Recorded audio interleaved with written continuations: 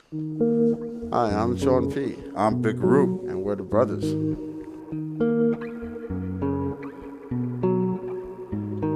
I'm tired of the same rap songs. Every new hit's just to fucking sing along. Rapping so boring, now correct me if I'm wrong. It's like they took the art out the fucking art form. I'm tired of the same rap songs. Every new hit's just to fucking sing along. Rapping so boring, now correct me if I'm wrong. It's like they took the art out the fucking art form. Welcome. And this episode, actually, we had a good conversation last time around, and we had a topic that we didn't fully get to delve into. So, this episode is titled The Scientific Method. And what that means is it seems, certainly over the last couple of years, maybe the last decade, and certainly dealing with the situation of, the coronavirus, COVID-19, there are a lot of rumors, there are a lot of speculation, and there's certainly a lot of unreported occasions or incidences that are not being talked about. And my understanding of the scientific method, Big Rube, is that you take a hypothesis, a theory, you introduce certain factors that you want to test, Hmm. and you share those results with everybody. And it's empirical. We can all see it, we can observe it, and we get it. And it seems that that's dying down. It seems that some people see something on the internet, social media, and that has to be true because they've never heard it before. Or it seems that we're told one thing, and many of us are aware of other details that are come out, and it doesn't make full sense. And again, the scientific method is supposed to be transparent, right? It's supposed to be that knowledge and data can be proven. It can be displayed. It can be redisplayed. It can be repeated. This is an experiment. These are the factors. This is what you need. That's what's going on. And specifically about the coronavirus, um, what do we know, right? What does science know? What does the public know? What do we know? Well, basically, they gave us a general guideline of signs to look for if you think you're infected, be it a fever, sore throat, difficulty breathing, maybe upset stomach, diarrhea, things like that. The normal signs that, uh-oh, I might need to go to the doctor. Something is not right with me. Right, right. And you're right, because a few episodes back, when we first talked about catching coronavirus, and it was still very new in this country, we talked about how it was referenced and compared to the flu. Exactly. And a lot of the initial symptoms and a lot of the initial cases that rose up all seem to have that footprint of being a respiratory disease. And so everything was just ramped and geared in that direction. And sometimes, as you said before, you get locked into one way of thinking, and you either miss or you ignore other um, Open to different ideas. ideas, right? Other realities. So it's possible now. Some scientists have said, and again, there's some information you've come across that this might not be just a respiratory disease, or it might not be a respiratory disease. It might affect the blood, which in turn affects other organs. Right. From what I heard, and this is from someone that works in hospitals, uh, it could be something where it is a respiratory disease, but it causes your blood to change based on if you're on a respirator and the way your body's interacting, and the respirator, the ventilator is breathing for you, could cause your blood to change. Or it actually could be a blood-related disease that's changing your cells, which of course would affect the way you breathe. Right. You know, and that's another reason why it could affect some minorities more, because a lot of us have, including myself, sickle cell trait, which is something that is a blood disorder and your cells react a certain way and maybe won't clot. So that could be something else. Right. Also, one of the effects that my family member talked about was the fact that a lot of people are getting amputations because they get blood clots and the extremities are not being fed blood with oxygen. So if they die, they have to be cut off to save the person. Right. And again, that's something that, as far as I know, hasn't really hit mainstream media. Um, and there could be lots of reasons for it. There could also be few reasons for it. I guess the longer that we're in the situation of COVID-19, the more we should hopefully learn, hopefully in a positive way, not negative. And the more you can understand, because I do think sometimes when you're in a storm, and by that I mean figuratively, you're in a crisis situation, you're just triaging. You're doing the best you can in the moment, and things are going to get missed. But you do hope that with time, awareness, and familiarity, you are seeing different things. You're seeing it for what it is, right? And if people are, surviving, but they are being amputated certain parts of their body, that should be reported, because that's also a huge tragedy.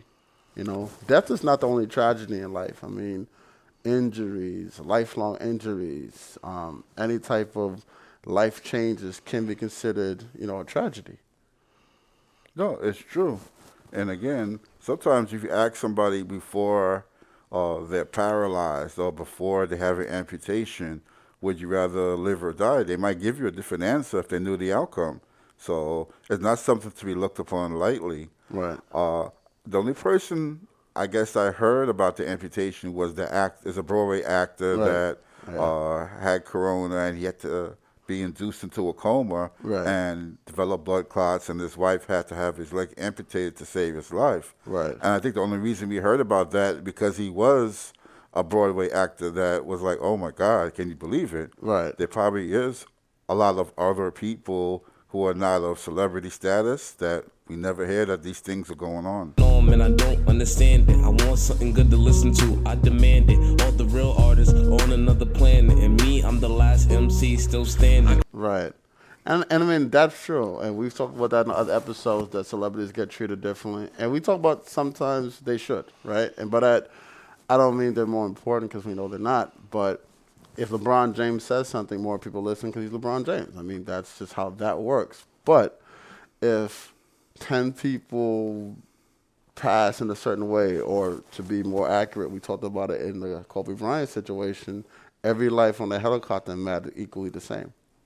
Now, the attention is to Kobe Bryant because he was a celebrity, but obviously every life mattered exactly the same. And anyone who doesn't believe that has a different value system than most of us that are taught to value everybody. So that being said, I agree with you that if this particular person wasn't a well-known Broadway actor, a celebrity, his story probably wouldn't have been talked about, which means how many people are in this situation, and it shouldn't be a blip, because it's not a blip for them, right? It's a life change for them. Life-altering event. Right. So, I mean, I guess going back to the scientific method, though, to put it bluntly for our podcast, it's that we need transparency, right? We need transparency. I think you said it best earlier that we're triaging and trying to get a grasp on what's going on. Right. And I think in trying to get a grasp of what's going on, other theories are not being exposed. Right. So all the scientists, all the doctors are trying to plug this and plug that and get this stopped. No one's really taking a step back to say, let me see if there's anything else that could have caused it. Again, it's like a detective. You have this one suspect, and it has to be him, Right. and you don't investigate to see that there's other people and other motives for these same crimes to go on. Right, exactly. And the thing is, from a medical standpoint, you want to be as accurate as possible, because by missing certain things, you can wind up prolonging the situation, And again, we're non-medical practitioners. We're not scientists, so we're not coming from that perspective, but we're saying the scientific method, again, is about a hypothesis, a theory, transparent experimentation of certain factors, and clear presentation of results that should be repeatable. Like, we should be able to agree on it, because if we start to not agree on certain things, like again, there's some people that think the coronavirus isn't real. That's a whole nother level of Well, let me life. ask you a question. Let's just Yeah. take a step back. What do you think of everything being so transparent and then the governor and the president and the mayor all having press conferences daily giving you updates? I think more when you had, say, the AIDS epidemic, CDC and the people that were working on getting something done, it wasn't on TV. They were able to come together and work on what they were coming with, and until they got substantial findings, you didn't know anything. Whereas we're like in the loop, we're like in the a flying on the wall, so we see everything going on and Right. question everything. No, that's true. And to that point, Big Group, I have 3 points of why that happens. I have 3 points. The first point is you could say that previous pandemics have not altered our way of life, right? So as long as we're able to go to the store, watch the NBA, shop, and basically have a functioning economy, a lot of people don't care, right? Again, the coronavirus was really real in the United States of America when the NBA shut down. Sad to say. It wasn't the devs across the world. That was on the radar, but it was real to us here when the NBA was shut down. Like, whoa, what's going on, right? So I think with those other pandemics, that wasn't the case, right? With AIDS, not knowing what happened, it was be careful. Obviously, you didn't want to touch certain people, and there was certain stigmas to it, but people still went about their life. I think the second thing is because this was such a big pandemic in line with the 1919 flu, people were looking for leadership from the very top. They were looking for the president to set a tone that we could all follow. I think in the absence of that, and we clearly see that that didn't happen, certain governors, particularly our governor, stepped up. They filled the void. People didn't know what to do. Remember, we talked about this. People were, oh, it's like the flu, wash your hands, right? Which is still great advice, but it was more serious than the flu. And washing your hands wasn't enough, but that's what we were told to do. Just go about your life, wash your hands, go to work, don't worry about it. And I think some of the governors are like, no, no, no, no, that's going to kill people. Like literally, that's a death sentence. We have to do something much more drastic. So I think that's when the press conferences first really started because they realized they weren't going to get the leadership, so they provided the leadership. And then 3, I think social media gives everybody a belief they're supposed to know everything that happens everywhere. So instead of the press conferences being periodic or occasional, informative, it's meant to be systematic, every day, same time, every day, same time. Because I think we're now trained to click, click, click and get information. We want to get information right away. Give it to me now. And there's no delayed processing. We want it as much as possible. So I don't know how important that last factor is. That's just my own kind of feeling. But I think the first 2 are where it is.